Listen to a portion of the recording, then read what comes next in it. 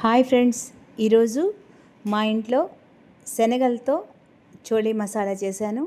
ఇది పూరీల్లోకి చపాతీల్లోకి చాలా బాగుంటుంది, చాలా కమ్మగా ఉంటుంది. దానికి ముందుగా 6 గంటలు తెల్ల శనగలు నానబెట్టుకోవాలి. నానబెట్టుకున్న తర్వాత వాటిని కుక్కర్లో 3 విజిల్స్ వేసి ఉడికించుకోవాలి. ఆ కుక్కర్ ఉడికిన తర్వాత బాండీలో నూనె వేసి పెద్ద ఉల్లిపాయలు బాగా ఎర్రగా వేయించుకోవాలి. దాని తర్వాత అల్లం వెల్లుల్లి పేస్ట్, 4 టమోటాలని మిక్సీలో పేస్ట్గా వేసి ఆ టమోటా పేస్టు, పెద్ద ఉల్లిపాయ పేస్టు మరియు జీడిపప్పు పేస్టు ఆ 3 కలిపి దాంట్లో కలపాలి. దాంట్లో మసాలా దినుసులు ఉప్పు, కారము మరియు గరం మసాలా వేసి బాగా కలపాలి. దాని తర్వాత ఉడికించిన శనగల్ని కలపాలి. లాస్ట్గా కొత్తిమీరతో గార్నిష్ చేయాలి.